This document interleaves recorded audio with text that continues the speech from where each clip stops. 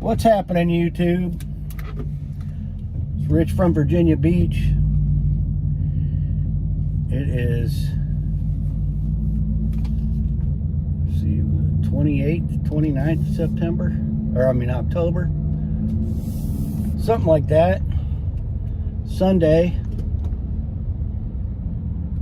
And my last video I made on 9 September 2024. It was called Drive and Talk. And in that video I talked about income tax that I had an issue on from 2021, but it kind of bled over from property tax. Specific to property on my home, specifically the property on my home in Virginia Beach where I live, and how it spilled over and I had to pay off my mortgage, and because I paid off my mortgage I paid a lot of income tax, and I ended up getting that back. I had to fight for it. Nothing comes for free anymore. But this one kind of goes hand in hand with that. Back in 2009, I bought an acre of property at Lake Gaston in Halifax County, North Carolina. Now, that was kind of bought that as an investment property. I thought the property value was going to go way up because the lake is only so big.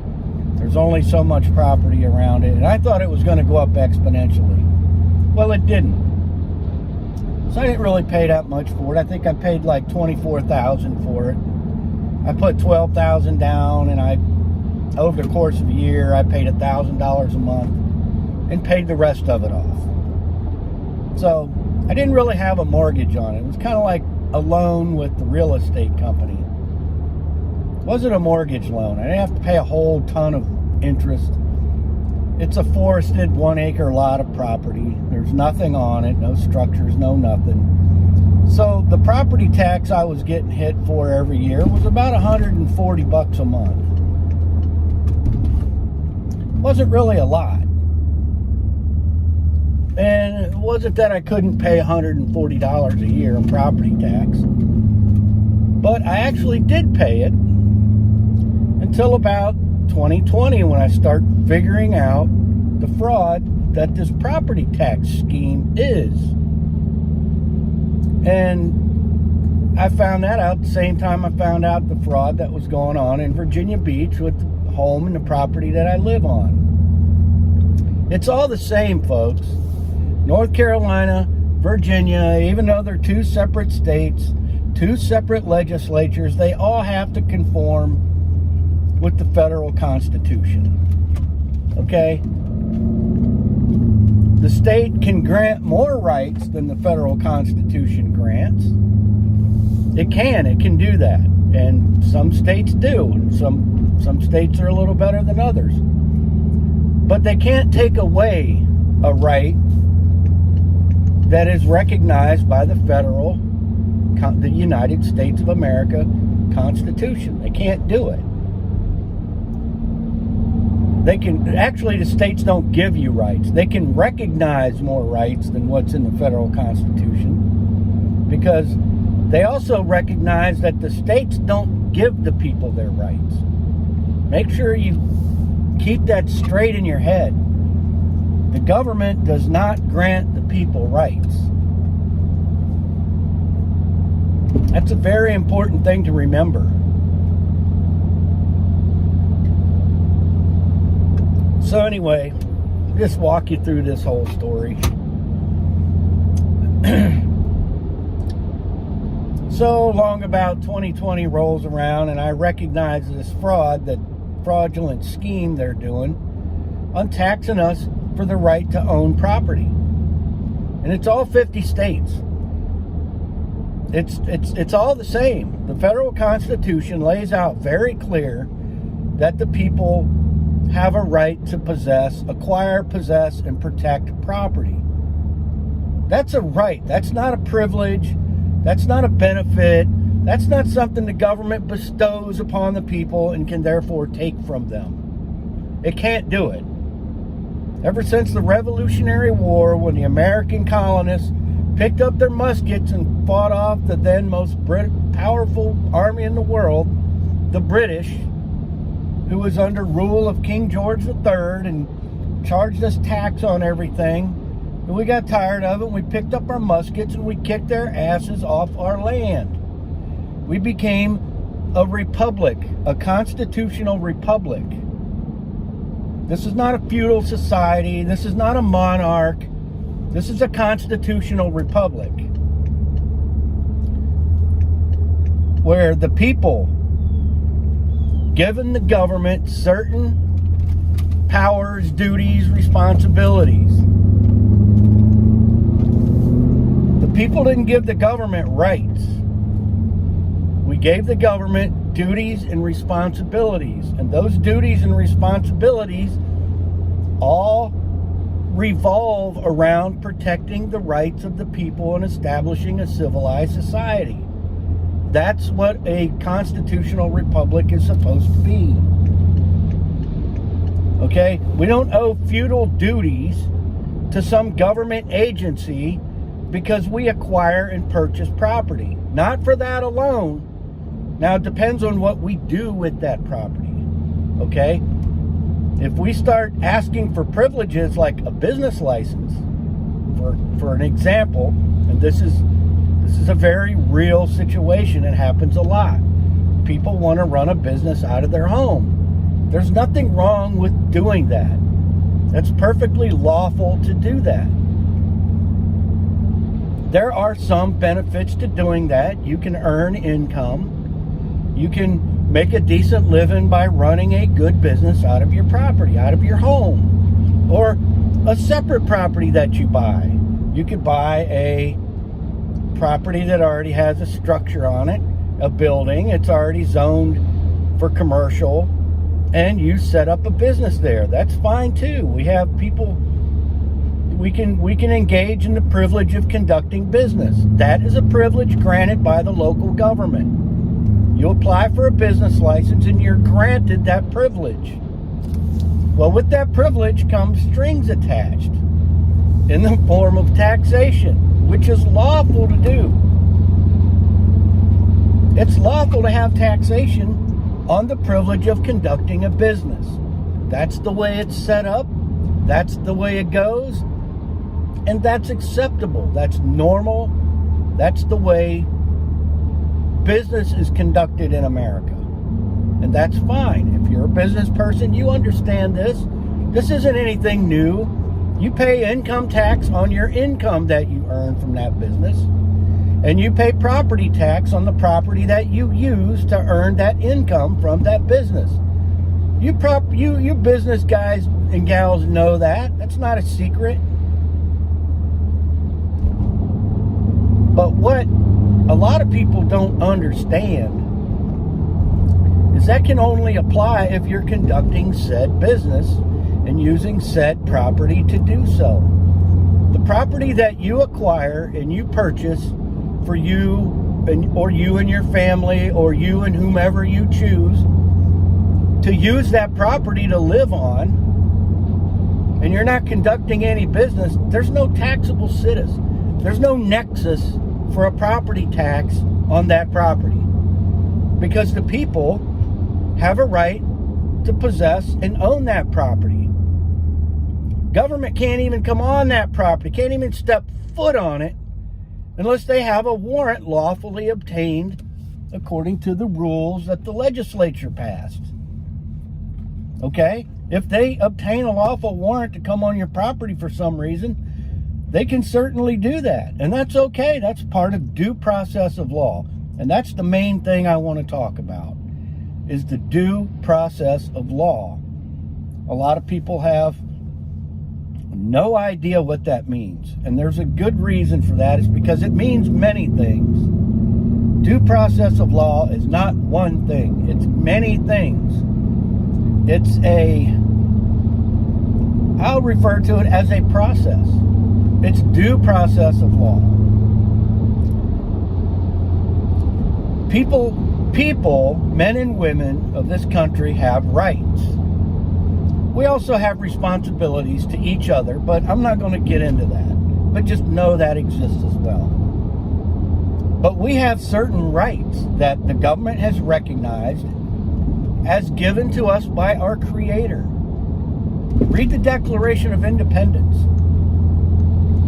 Now, the Declaration of Independence is not a law document, so to speak.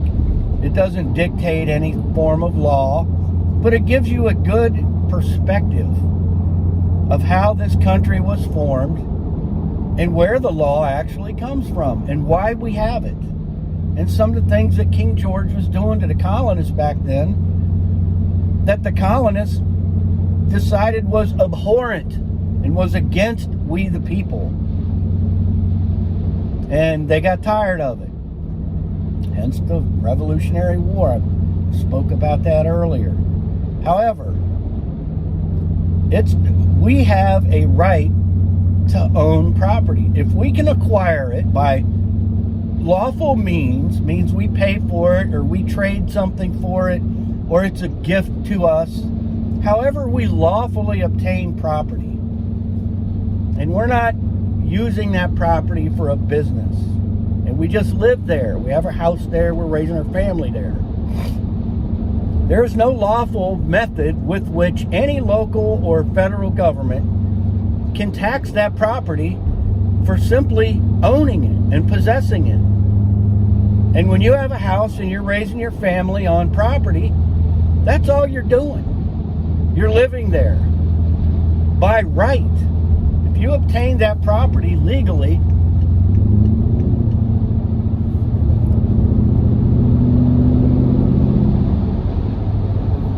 you have a right to own it.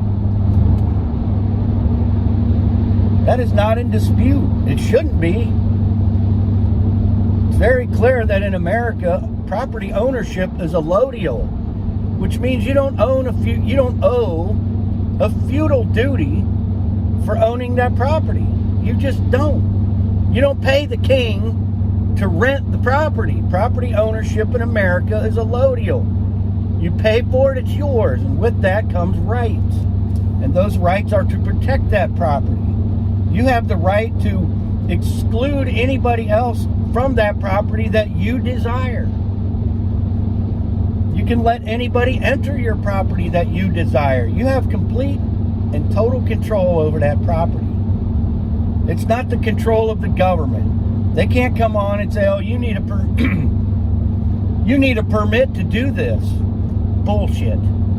You don't need a fucking permit to do anything with your property as long as you're not creating a hazard which violates someone else's rights. If you do that, then that person that you used your property to violate their rights has a legitimate gripe. They can invest a court with jurisdiction to hear that matter and to fix it. If you guys can't work it out amongst yourselves like human beings should be doing, instead of taking every little nickel-dime controversy and bringing it into the public for resolution, if you can't work it out on your own, which I highly suggest you do, since we are civilized people living in a civilized community, work it out amongst ourselves. Don't bring it into public for controversy. Make it work between yourselves. If you have a problem with your neighbor, talk to your neighbor. Work it out. That's the problem nowadays. Nobody wants to talk to the other person and work out a grievance they may have or a dispute they may have and come to terms. Jesus, how freaking hard is that? We used to be able to do that. I don't have a single problem with any of my neighbors. I get along with all of them. We all wave at each other as we go up and down the street. I think that's how we are supposed to get along. We're supposed to be intelligent people. Intelligent people know how to communicate with each other. If my neighbor is throwing a bunch of trash in my yard and I don't like it, and I'm tired of picking it up all the time because I don't want a junky yard, what am I going to do? I'm going to go talk to my neighbor. Hey, dude. Hey, is there any way you can find another method to dispose of your trash other than throwing it in my yard? Can we work something out? I won't throw my trash in your yard if you don't throw yours in mine. Can we just come to that agreement? I mean, Jesus, doesn't that make sense? Instead of calling the police on your neighbors and bringing a private dispute into the public for all to see, air out your dirty laundry in public? Really? Is this the Jerry Springer show?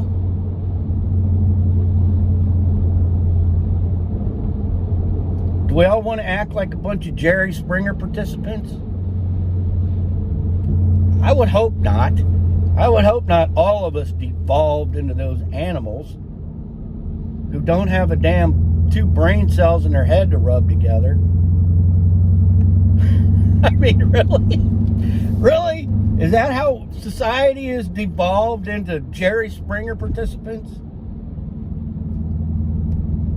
So anyway, that's the gist of what I'm talking about today. And I wanted to explain a situation that I'm dealing with my property in Halifax County, North Carolina. Doris B. Hawkins, who is the head assessor and the property tax collector, whom I've been dealing with and been asking her questions for the last 4 years. You know, every time I would get a tax bill, I would pay it from 2009 to 2020. I always paid them on time. I didn't know any of this stuff. I didn't question it like most of you people. You don't question it. You don't want to create any problems, so you just pay it. And it goes away and you don't hear about it for another year, right? That's what most people do. And I get that. Most people don't like controversy. I don't particularly like controversy either. But something I like even less is being taken advantage of. I enjoy that even less. So anyway, what happened was, I was asking Doris Hawkins from Halifax County, North Carolina, all these questions, because when I started questioning, I started looking up the North Carolina general statutes. Even though I don't live there, my property's there. So, you know, I got to deal with them people and their rules and whatnot. I looked it up, and lo and behold, it's damn near the same as Virginia. We're right next door. We share a land border. But I stopped paying it one year in 2020, and I sent them a letter asking simple questions like, you know, what part of the North Carolina Constitution gave the county a right to tax people's right to own property? Can you please point that out to me? And can you please provide me a copy of my signed assessment where I assessed the value of my own property and submitted it? Can you please provide this information? Once this information is received and it's acceptable, I'll be glad to pay this. I'm not refusing to pay anything. I would just, you know, like some verification that this is a legit bill, that this is a legit obligation. I went in there with honor. I didn't go in there and just slam them with a bunch of, you know, my hypothesis or my assumptions. I started asking questions, and I started requesting documents that they need to have on file to create the assessment in the first place. Well, guess what? They never responded to my records request, which they're required to do by North Carolina law. All 50 states have a public records type of law where if you're one of the people, and, you know, because everything government does is public. It's public information. The people have a right to see this stuff. Because who's in charge of the government? The frickin' people. The people established the government. We, the people, are supposed to be keeping an eye on everything they do. Therefore, we made sure that all of their records and all of their activity is made public. Otherwise, how can we keep charge of our public servants and keep an eye on what they do? We wouldn't be able to do that unless we make all their stuff public. And we gave ourselves access to that. Or actually, the people determined that the people has made it policy that the government is to make this information available to us. Either to come in and inspect the records, or to make copies of the records and provide them to us. Basically at no cost if it's not a huge burden to produce this stuff. Now, if they got to go back and do a bunch of research and run off 1,000 copies of a bunch of records, they're going to charge you for it, which they should. But if it's just a copy of 1 or 2 documents, they can't charge you for that. So every state in the union has a public records request statute somewhere buried in all their code or their statute that the state legislature has to authorize because the people demand that. So they didn't provide it. Now, North Carolina records request law is very mealy. There's no teeth in it.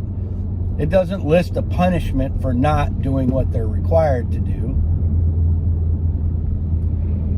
So there's, I can't really go after them for that. I could. But the bottom line is they didn't provide the documents they're required to have in order to provide a lawful assessment of my property. Because there has to be some business activity. And where there's business activity, there are records. You do not conduct business without records. Any business owner will tell you that. And any tax collector of any municipality, of any locality, or the state, or the feds, or whatever, they also know there's business records involved with conducting business. This is not a secret. So, since they didn't have any of the documents they're required to have, because I have no business on my property, they can't lawfully charge me a tax for it, yet they still do. All 50 states do this. You must look into your state taxing ordinance or your state taxing codes. You're going to find out they're well written. They're written to deceive you. They use words like taxpayer, person, fiduciary. Well, look up the definition of these words. You're going to find out if you're not conducting business with your property, you're none of these terms. You're not a taxpayer. You're not a person. So look all this up. So anyway, lo and behold, after 4 years, I get certified mail from M.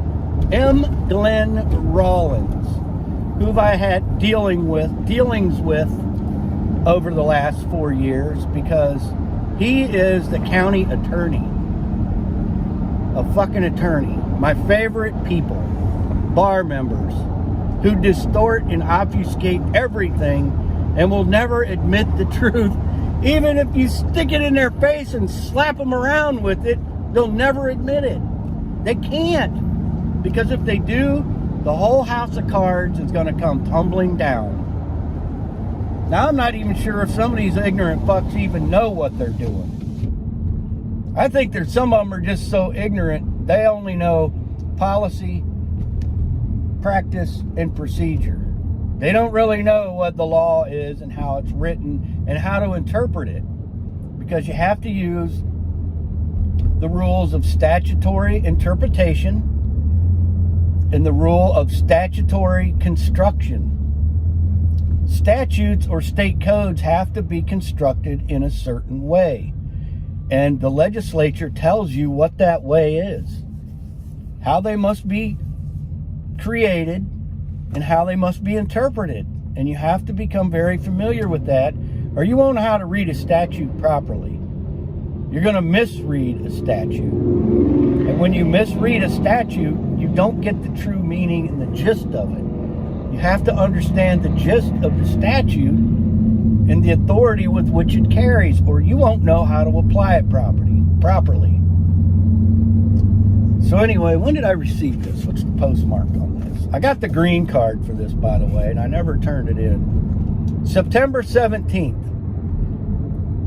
They served me notice and a summons via mail. U.S. Postal Service. Well, that's not the way you serve a summons on one of the people. You can get away with serving a business like that because a business doesn't have the same rights the people have. The people have a right to due process of law, and part of that is proper service of process. Where a human being walks up to your address or where you work or wherever they can get a hold of you and ask, are you so-and-so? And you say yes. And they said, here is the complaint. Here is the summons. Sir or madam, you have been served. And that's your legal notice that someone is bringing a lawful action against you and that your presence is requested at this certain place at this certain time to give you an opportunity to be heard, to understand who's coming after you, what they're coming after you with, meaning the complaint, so you understand all of these things. You have to understand all of these things. You have a due process right to understand who's coming after you. You have to have ample opportunity to be able to defend yourself. You have a right to call witnesses in your favor. You have a right to not speak and incriminate yourself, to give evidence that incriminates yourself. All of these are due process rights that the people have. Now, businesses and corporations don't have these rights, but the people do. You can't serve notice in the mail to a man or a woman in their personal capacity. You just can't do it. It's not the way it works. That violates my due process rights as a man, as one of the people, because I possess the right of due process of law, which includes proper notice. This is not proper notice. But anyway, what this mail contained, it said it was a summons, but it didn't summons me anywhere. It didn't summons me to a court. There wasn't a date. There wasn't a time. There wasn't a place. It just said summons. It didn't say where or when, or that I'm required to be anywhere at any certain place. It didn't make any sense at all to me. And there was kind of a complaint, but not really a complaint. It said basically that they're moving against me, and basically they're going to do a fire sale on my property for not paying property taxes. So I'm like, okay.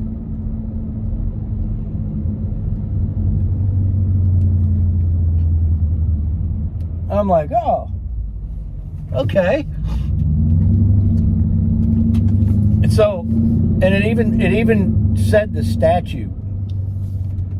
So I'm like, okay, let me read this statute. Let me become familiar with it. So I looked at all the paperwork. The paperwork's complete bullshit. There is no way you can summon somebody to court through the mail. So I got to reading it, and this statute is for businesses. Not for the people to be served and action be taken. Anyway, what they were trying to do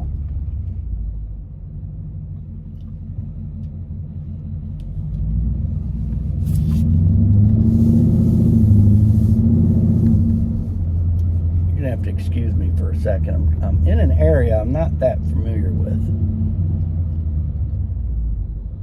Oh, there it is.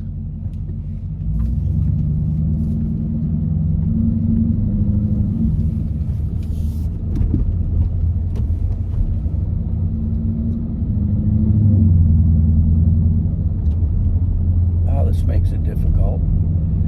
So anyway, they're trying to move this statute against me, which is for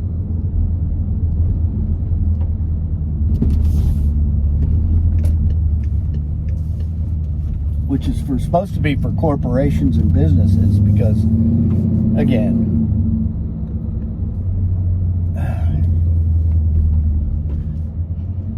so I looked it up. I even called the clerk of that court. It's the Superior Court of Halifax County, North Carolina.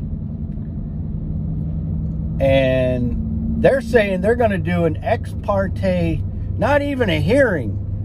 They're going to take some sort of ex parte action against me to sell my property without even me being there. Can you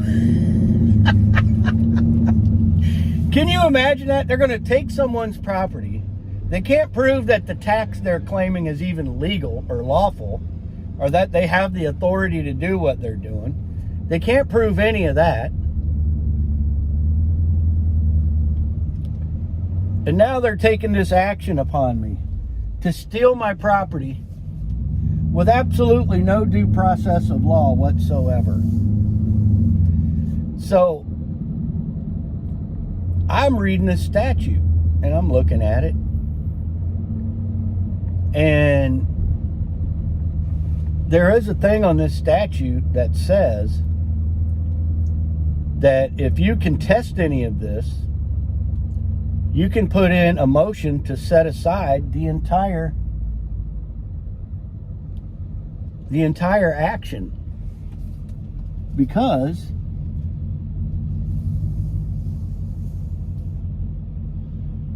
I'm trying to see something here. I'm trying to find this place called Docktails, and I don't see it. I see Rockefellers.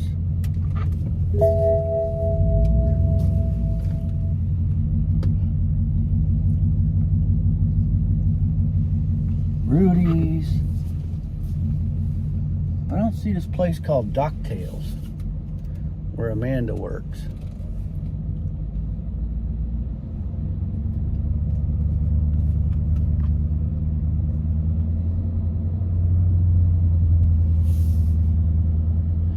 So I read this, that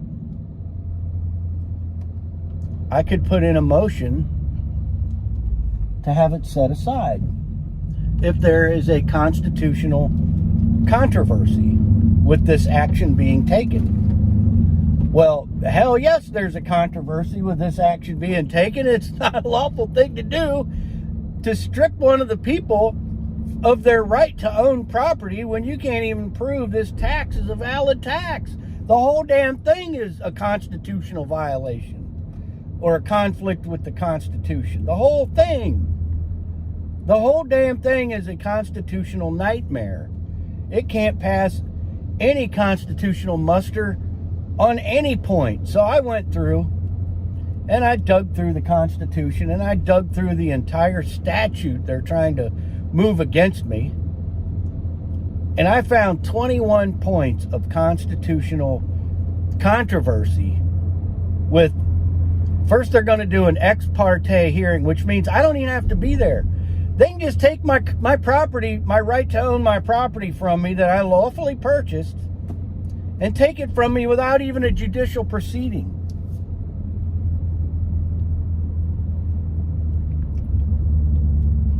Can you imagine?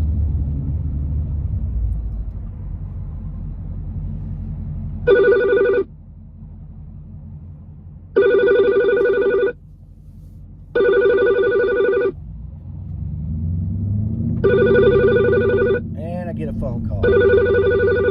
Jesus.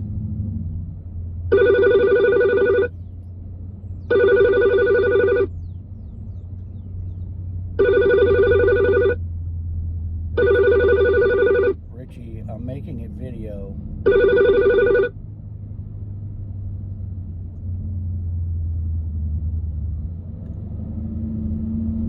So, yeah, they're trying to do all of this stuff against me. I don't even have to appear, and they're just going to take my property from me with absolutely no verification, no validation, all these constitutional problems that they're creating for themselves. And oh, by the way, I don't have to be there. So anyway, and I sent it registered mail, and I sent it right to the damn clerk of the Superior Court, of the one that's probably was supposed to eventually sign this order that the sheriff can sell my property. Sell it right out from under me without me even being there. So you can probably imagine that I had a lot to say. It was like a 9 or 10 page motion to set aside this action. And it was very well written. And I sent it off registered mail. So I got the receipt. They received it about a week ago. I haven't heard anything back from them yet. This property is like a 3-hour drive, from where I live in Virginia Beach. So, it's not like I'm just going to go there every other day and check in and say, hey, how are you guys doing in this unlawful court thing you got going on? It's just not something I'm going to do. But this is the shit that they do. This is what they try to do. Now, if I did nothing, if I did absolutely nothing and just let all this happen like they want me to do, why is all of this road closure going on with no signs posted?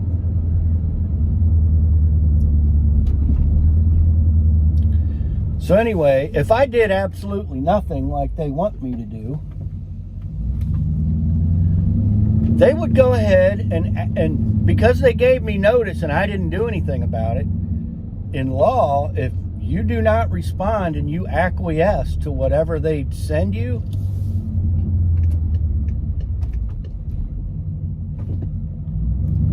you're basically allowing it to happen.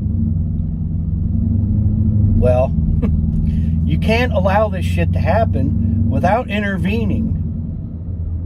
And most of the time, they will send you paperwork telling you how they're doing stuff, what gives them the authority to do what they're doing, and all of this and that bullshit, right? Well, take that information that they send you and read that statute that they're using to come after you, and you're going to find out that doesn't apply to you.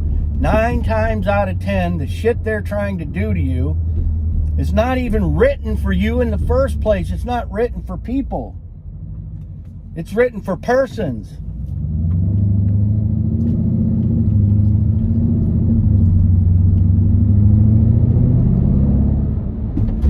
They can't just take the people's property from them for no reason. They just can't do it, yet they try to do it all the time. Through taxation, through all of this shit. And they try to take your property from you. I mean,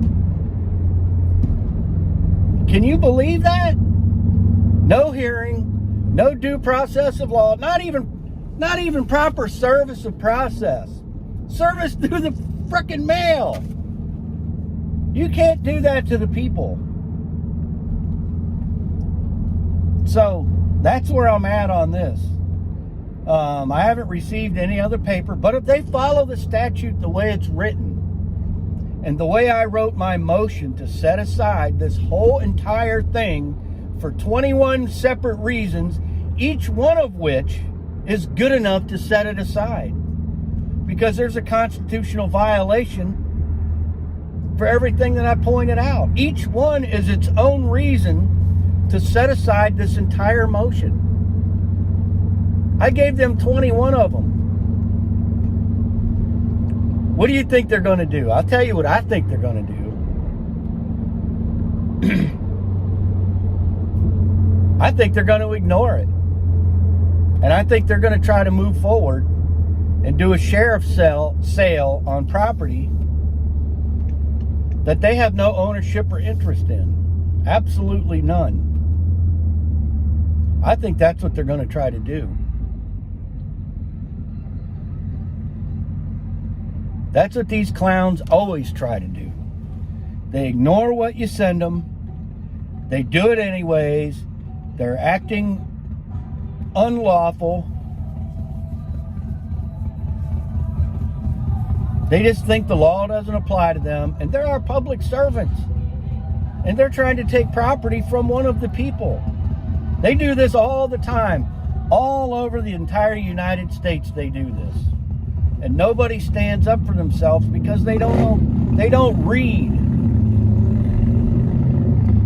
Honestly, that's all it takes is the ability to learn and understand how to read your state code, your state statute. You're going to figure out 99% of that shit doesn't even apply to the people. And it doesn't, damn sure can't abrogate our rights. The legislature can't take away your rights because it's already in the Constitution that, hey, the people have these rights.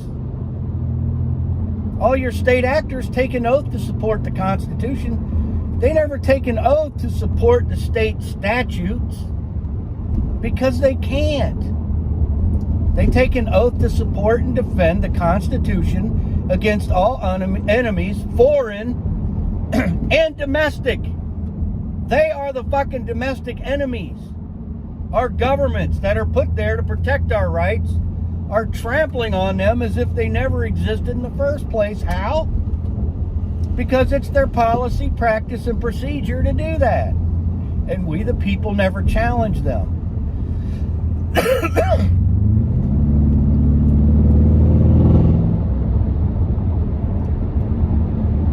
We need to be challenging these clowns. They think they have the right to violate our rights. They don't. They don't even have the authority, let alone a right. They don't have any rights. They have the authority that we gave them, and only that we gave them, via the Constitution. They have no more rights or authority than what the people gave them in our Constitution.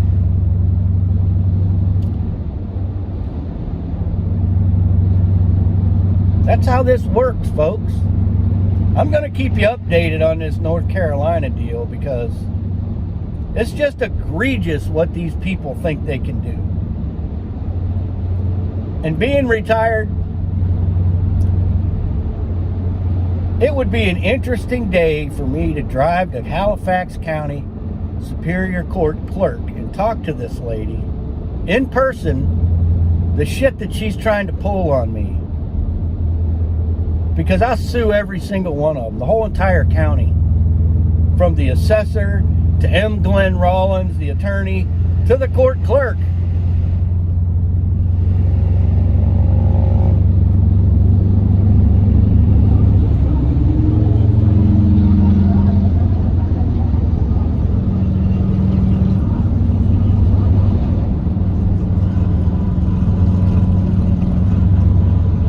We have every right to do that to these people when they overstep our boundaries and cause harm to one of the people.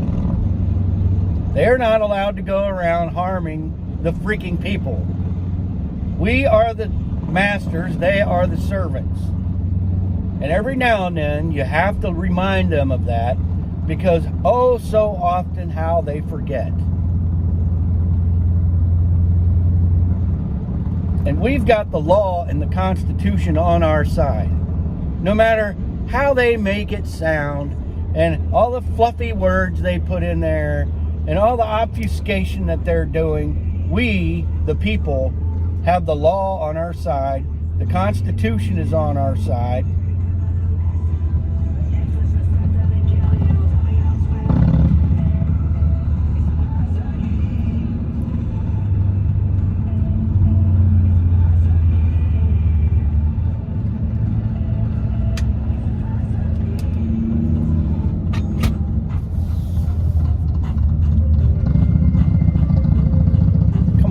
Get that fucking bike moving.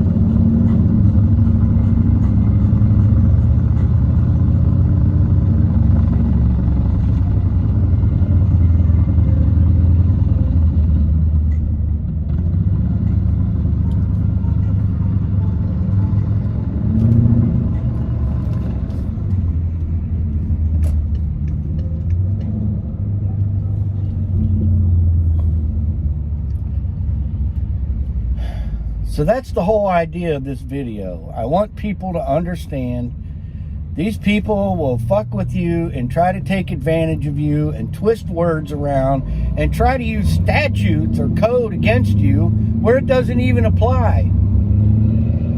you're not one of the subjects where this code would even apply to you in the first place. Unless you're engaged in commercial activity, then it may apply.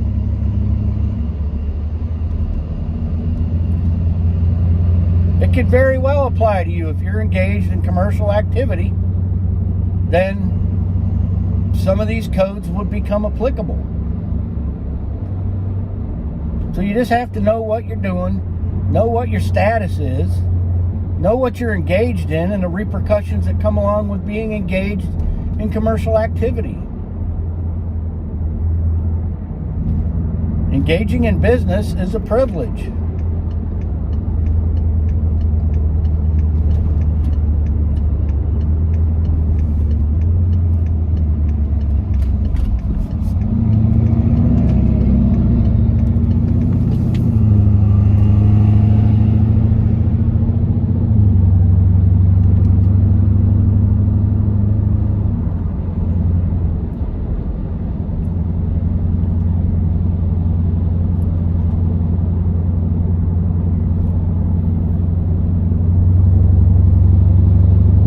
I'm not going to go to IHOP today.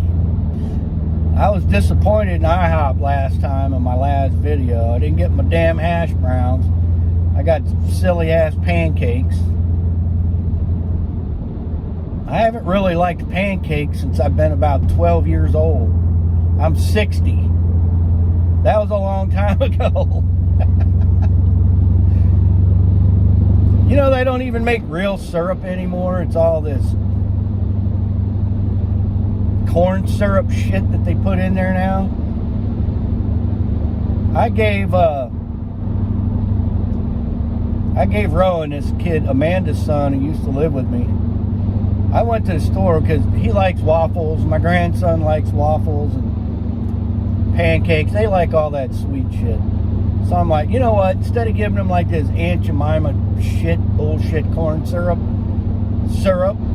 I'm going to get them some real maple syrup. So I got this thing in a glass jar of real maple syrup, and I didn't tell them about it. So I soaked this jar in some warm water, got a little bit warm, poured it on their waffles and their pancakes. They didn't even want to eat it. They didn't like it. That's how used to fake syrup that these young kids are. They don't even know what real syrup is. You give them real syrup, they're like, ew, what's this? It's real fucking syrup, that's what it is. It's got real stuff in it. Stuff that's a heck of a lot better for you than high fructose corn syrup is. I made them eat it, man. They didn't like me, but after I gave it to them a couple times, they actually started liking it. So it was an overall, we didn't win, actually. Unfortunately, real maple syrup's harder and harder to come by, but it's still out there.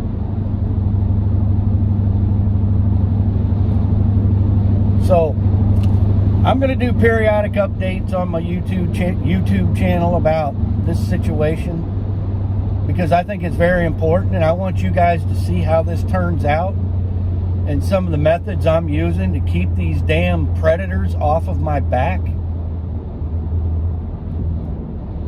Because I'll tell you, I cannot stand a predator.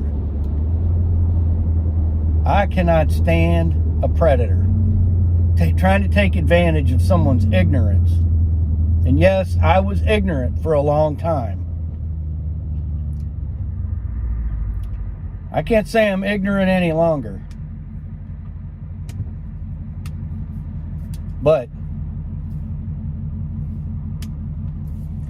I'm not going to allow these people to walk all over me and think they can just do whatever the hell they want. That ain't happening to me no more. And if I got to drive out of my way and stand on my pulpit and start preaching to these people how screwed up they are, and the shit that they're doing to the people is completely illegitimate, unauthorized, and beyond the scope of their authority,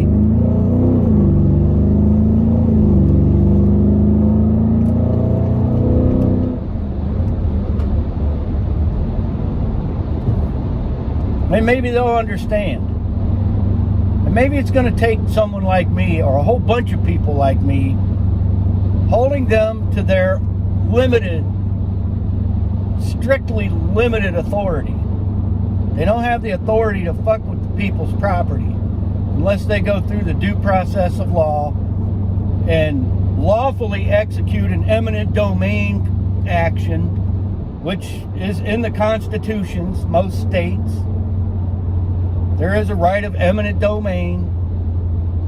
Like, you can't have one person holding out, which inconveniences the mass of people, which I'm not quite sure I agree with that, but it is in the Constitution. So it is a real thing, but they have to go about it a certain way and make sure they do.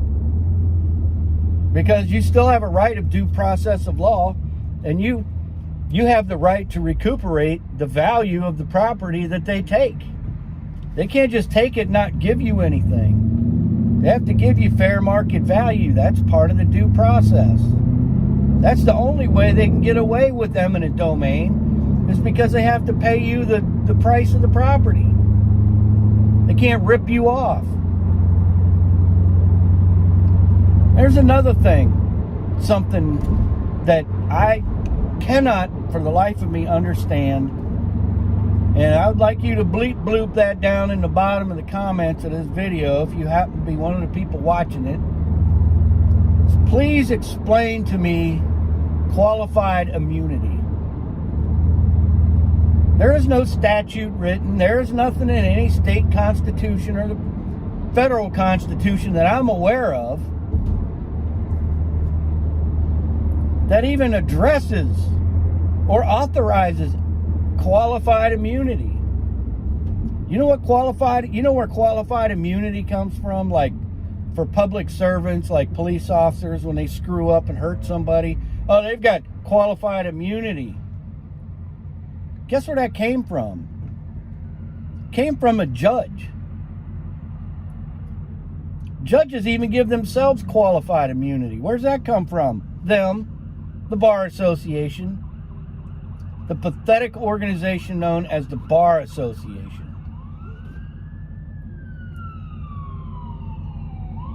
The British Accreditation Regency, or Registry, as some people put it. I don't know about you, but 1776, the Brits lost all control of this country lawfully. Now, they may not have physically. They're still here, meddling in the background, causing problems for us. I think we should eliminate the all bar association. The city of Virginia Beach, the city I live in, has its own bar association. So does the state. Virginia, the Commonwealth, has its own bar association. It's an agency of the Supreme Court. The Bar Association is an agency of the Virginia Supreme Court, which means every bar member is an agent of the Supreme Court. And guess what? A whole bunch of our legislatures who are part of the legislative branch are also active bar members who are also agents of the judiciary, the Supreme Court. That's a direct violation of the separation of powers clause in the Virginia Constitution, yet it goes unchecked. No one questions it. How can someone hold a seat in two different branches of government? They're not supposed to be allowed to, and we the people don't question it. Well, you can bet your ass the next time I'm involved in some statute that I don't agree with, I'm going to bring this up. I'm going to do a constitutional challenge to the statute itself. And I'm going to say these statutes were derived and voted on by active bar members, which are agents of the Supreme Court, which is the seat of the judiciary branch of government of that state.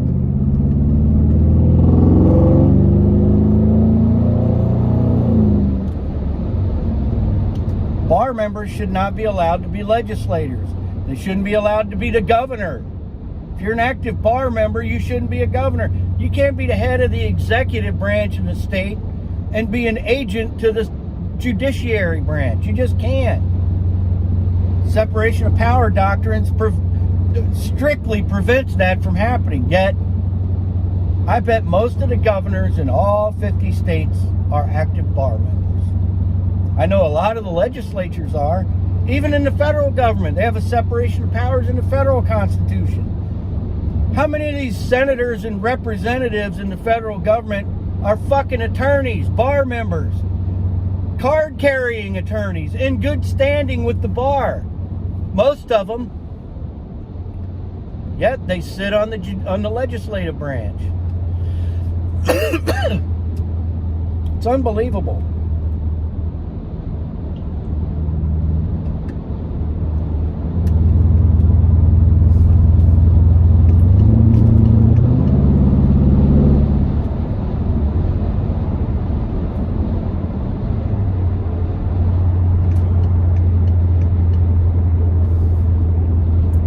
Unbelievable, these people nobody questions this stuff.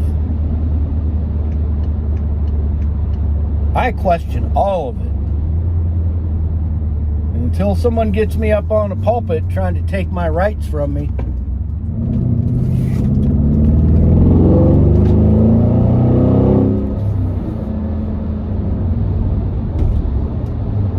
as long as they're leaving me alone, I don't care.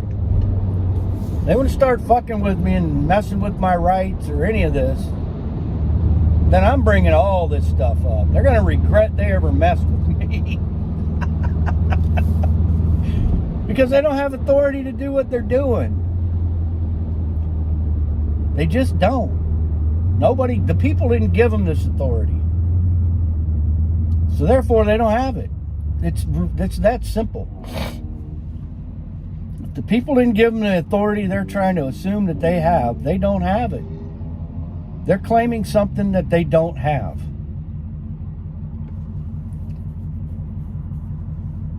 I think it's fascinating. I think all of this is fascinating. And it all comes from reading. And if you just read those two things, statutory interpretation and statutory construction, it should be at the beginning of your state code. I know in Virginia it's in section 1. It's right at the beginning. Most states are probably very similar. There's certain ways the legislature has to draft and pass legislation. And it can only apply to one object or one subject. And it has to be read 3 times on the floor and voted on, and a record of the votes are recorded. All of that stuff. Well, you have to look at what the object of the legislation is, or the subject of the legislation. Because each act or bill can only apply to one object or one subject. That's why they codify it. They put it in code so it goes by the number, so it's easy to find. Codes are not law, by the way. I know in Virginia, we have the Virginia Code Commission, which isn't part of the legislature. They're contracted. It's actually a company out of Orlando, Florida.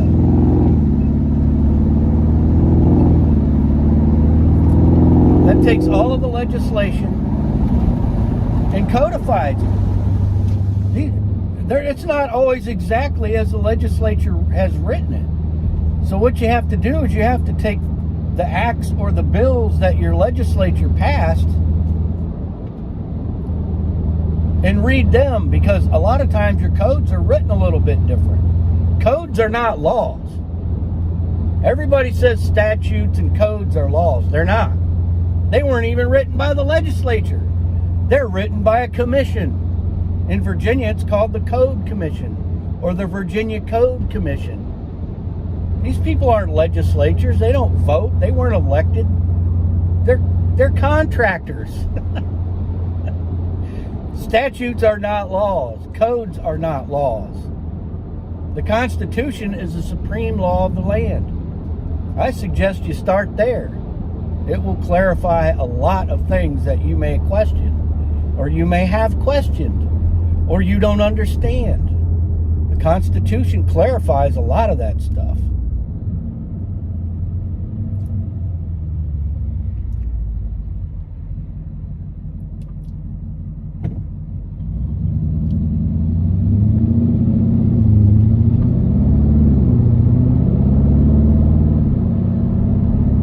So, I'm going to let y'all go for now. This video's went on for an hour.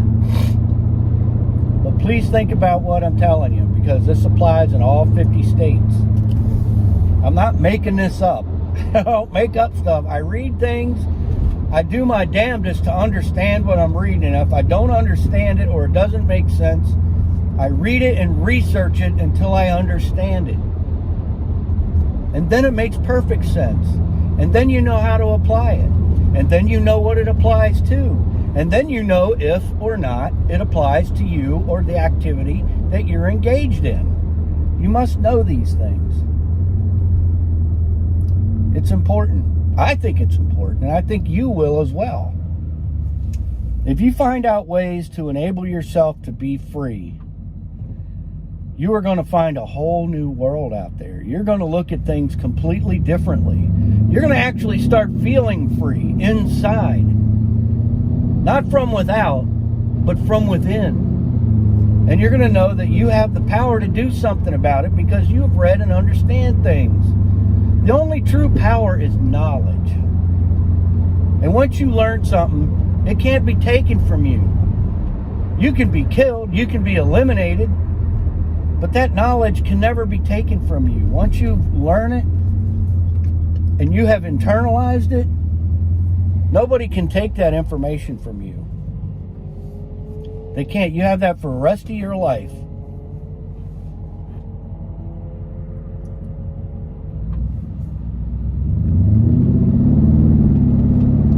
And you don't have to go to college to understand English. You don't have to go get your Juris Doctorate to learn how to read state statutes. It tells you in the statutes how to interpret them, how to read them, how they're constructed. It tells you all that in there. And one thing I tell everybody, and I harp this over and over and over and over and over again, is the fact that you must look up the definitions when you're reading these state codes. You have to. You can't assume that the words have their ordinary, everyday meanings, because they give them different definitions. And if a word is defined within a statute, and it tells you which statutes that applies to, which titles, which sections, and that has to be applied every single time that word is used within the scope that it tells you it's used and it means. And you must understand that. I'd recommend look up the word person in your state statute. That will blow your freaking mind when you find out what that word means, what they use it to mean, what it's to be interpreted as meaning. It doesn't mean anything else other than what they say it does, because that's the only thing it can apply to. Not the people. You'll never see in a state statute where a person is defined as one of the people, or a man or a woman. It'll never say that because it doesn't apply there. Because your state legislature doesn't have power to dictate how the people conduct their lives in a general sense. We're the ones that give them their power.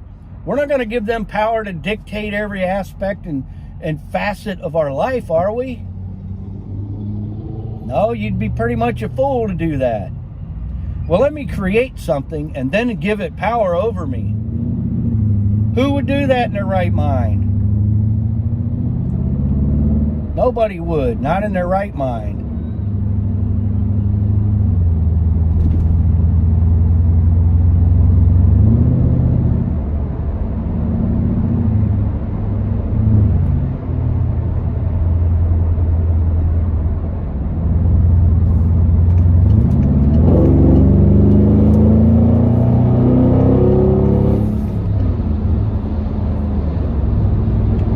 following behind a Prius. Nothing worse. Following behind a fucking Prius.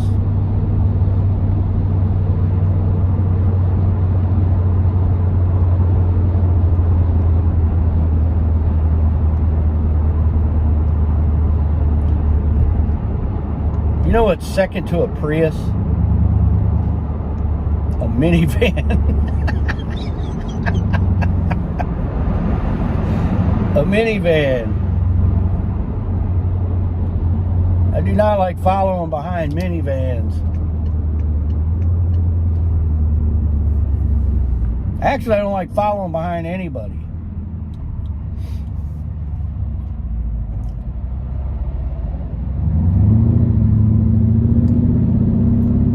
It seems like the people I get behind, they just don't care. They lollygag around and everybody in every other lane cuts in front of them. And they slow down so other people can cut in front of them. Why does that always seem to happen to me? Why do I always get behind those people? Oh, people beside them got their brake lights on, so they're going to put on their brake lights so the people beside them can get in front of them and hold us all up.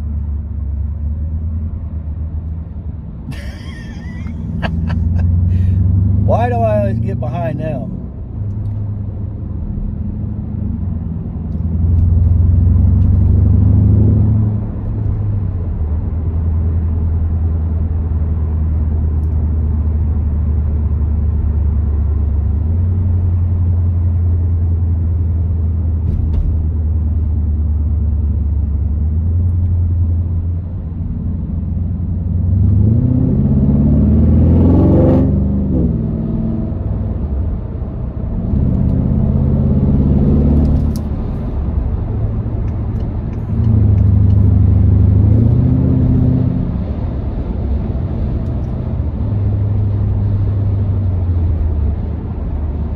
And then I get behind the Kias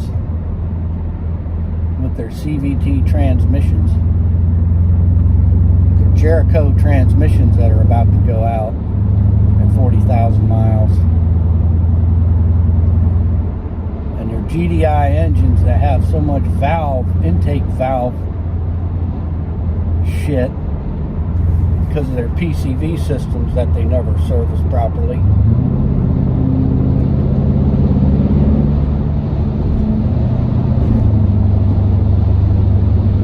Man, the way they make cars nowadays are just unbelievable.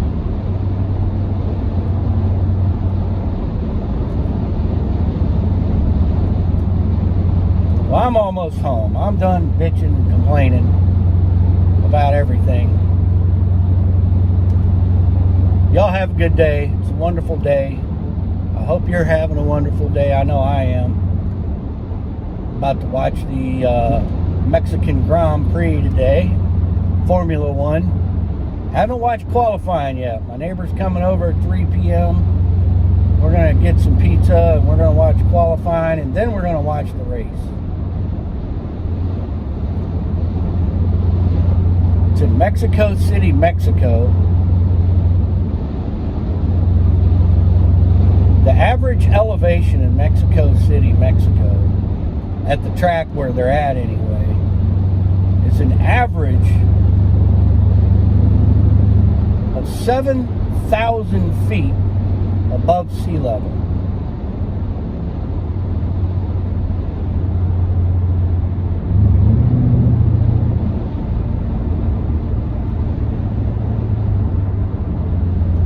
M5, don't see too many of them.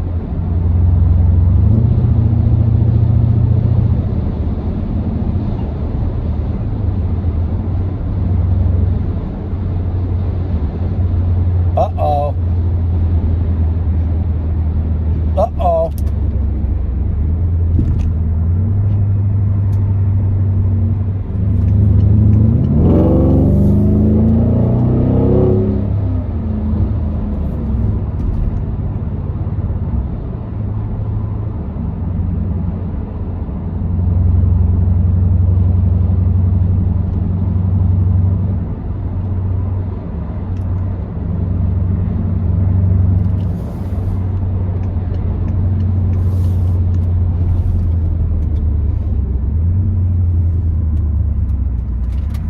All right, I'm done zipping around. Y'all have a good day. Peace.